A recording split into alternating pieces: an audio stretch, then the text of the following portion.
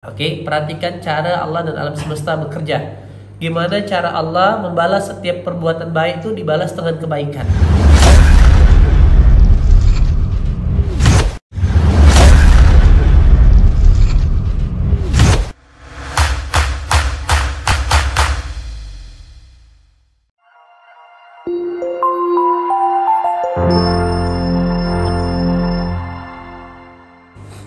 Masih ingat tak?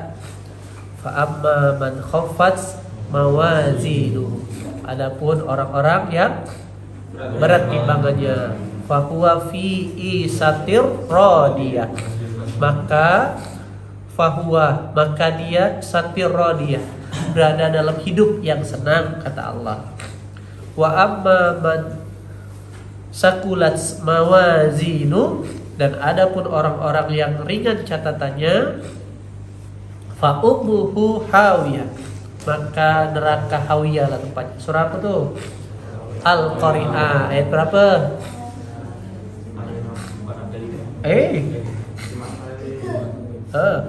20 sampai 40 itu kan. Ayat berapa? Wah, buka Quran dia habis itu. Langsung Al-Qari'ah, Mal-Qari'ah, Mama adraka Mal-Qari'ah. 7 sampai 10. Satu lagi 4 sampai 5. Coba buka. Kita ngerabah. Al-Qari'ah surah ke berapa? 101 ayat ke 6 sampai 9. Ayat ke berapa? 6 sampai 9. Oke. Jadi ini harus kawan-kawan ingat setiap kali, setiap saat ada bahasa fa'amma man khaffat.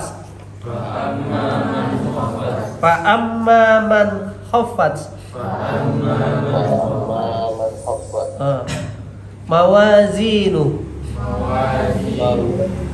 fa ummuhu hawiyah. Kata kuncinya tadi kalau di awal fa'amma man sakulat, sakulat itu berat, khafat itu ringan. Apa sakulat? Berat. Kalau ringan khafat. Nah, jadi sebelum berbicara banyak tentang strategi kehidupan, kawan-kawan cukup pemikir sederhananya adalah yang dibutuhkan kan nanti ini adalah catatan kebaikan. Apa yang dibutuhkan buat balik? Nah, maka di surah Al-Asr semalam ingat tak? Dimensi ke langit berapa? 1. Dimensi ke bumi 3. Jadi betul, kalaulah hari para motivator mengatakan kalau mau sukses itu 1 kali belajar, 3 kali bertindak, 10 kali bertindak. Semalam kita ngaji maghrib tentang surah Al-Asr, kawan-kawan. Allah bilang, Allah bahkan tuh bersumpah, ya kan? Bersumpah aku dengan semua waktu yang aku miliki, manusia ini pertama rugi. Illal ladzina amanu. Kita lihat ya. Illal ladzina amanu, kecuali orang-orang yang beriman. Oke. Lihat ya.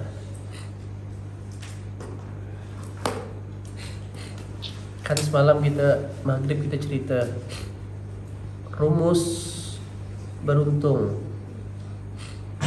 1, beriman. Beriman ini dimensi ke Allah. Kalau orang udah beriman tuh pokoknya dia percaya ya.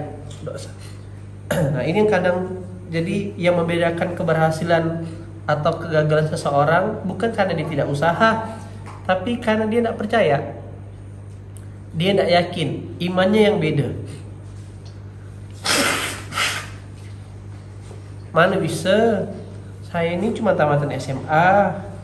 Nah, selalu menjadikan saya ini orang kampung, saya ini tinggal di desa, saya ini keluarga petani, saya ini keluarga saya orang tua saya cuma pegawai biasa. Nah, dia tidak yakin bahwasanya Allah tuh mampu merubah segalanya. Coba lihat ya. Beriman, habis itu berbuat kebaikan. Yang kedua, berbuat kebaikan. 3, menasehati dalam kebenaran. 4. Nasihati dalam kesabaran. Coba lihat 3 dimensi yang lain. Itu semuanya itu dimensi manusia. Berbuat kebaikan. Nah, banyak orang, ya kan?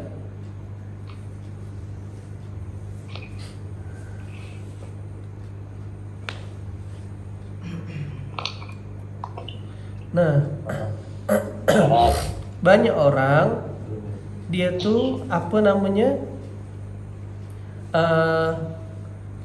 fokus dan berpikir hanya sekedar cukup memperbaiki dimensi ketauhidan dan dimensi keimanan mereka, ya kan?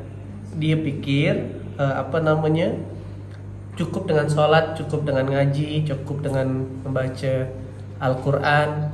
Padahal ternyata itu baru dimensi memupuk dimensi laporan ke Allah.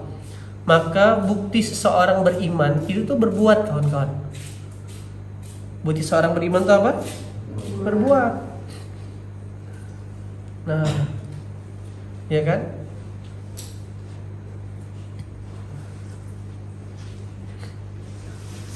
Jadi bukti seseorang itu beriman, dia tuh bertindak, melakukan. Nah, kalau akhirnya setelah beriman dia cuman diam-diam saja, maka artinya belum sempurna keimanannya. Nah, itu yang harus dipikirkan. Jadi poin nomor 2 sama 4 inilah yang hasilnya menjadi timbangan kebaikan.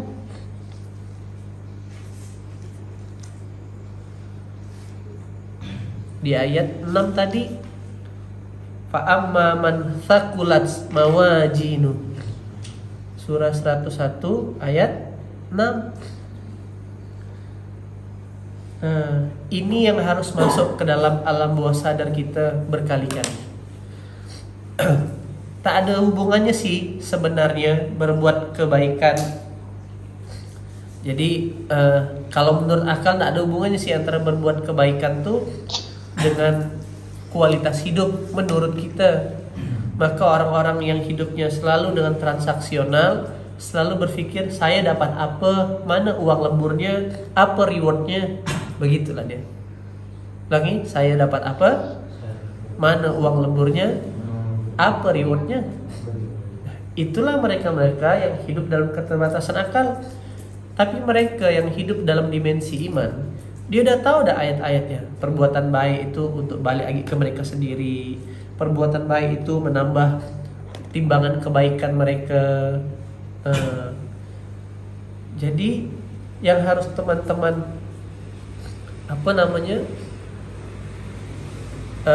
pahamkan adalah yang kita butuhkan bekal mati nih, catatan kebaikan yang banyak. Nah, gitulah dia. Nah, itu yang harus secara sadar setiap orang harus ngambil peran. Rasa-rasanya memang tidak nyambung, dan memang beginilah pakem rezeki itu jalan. Nah, seperti saya bilang kemarin ya. Nah, contoh. Nah, ini orang ada 3 cerita yang akhirnya Allah hujamkan, yang ingatkan. Kemarin awal-awal ceritanya Ustadz Berry lapor ke saya cerita, "Bang," kata dia, "alhamdulillah nih Bang." Apa? Kemarin kan Ustadz Berry, sahabat saya mungkin teman-teman yang SOS belum tahu, lihat jadi Instagram ada Bang Berry El Maki. Tiba-tiba ada salah satu jemaah beliau, ya kan, yang berangkat umroh. Lalu travel umrohnya nih tanya ke jemaahnya nih, ada enggak ustadz kenalan di Pontianak nih ya yang bisa bantu untuk jadi mimpin, karena ini ada jemaah Pontianak ramai berangkat. Oh, saya ada kenal. Nah, perhatikan bagaimana cara Allah dan alam semesta bekerja. Oke, perhatikan cara Allah dan alam semesta bekerja. Gimana cara Allah membalas setiap perbuatan baik itu dibalas dengan kebaikan. Nah, ada Ustadz Berry tinggalnya dekat Punggor sana, Serdam. Jemaahnya itu di desa Kapur, jauh Bang Bari itu. Tapi ngaji. Nah, itu dulu. Mau apa yang membuat orang mau jauh-jauh dari desa Kapur sampai ke Sungai Rai Dalam? Karena duit kah? Kan duit bukan? Nak cari pasangan kan? Bukan, tapi karena Quran. Quran itu akan menarik. Nah, itu yang membuat orang berkunjung capek-capek mau ke tanah haram. Sampai kemarin tuh ada pertanyaan lucu, sahabat saya, kenapa sih orang dia bukan muslim, non muslim, kenapa sih orang Islam tuh sampai mau bayar 400 juta, 350 juta hanya untuk pergi haji? Bayangkan lagi. Itu kan tidak bisa dijelaskan pakai dimensi akal. Oke? Nah, ini yang harus kawan-kawan pahami. Nah,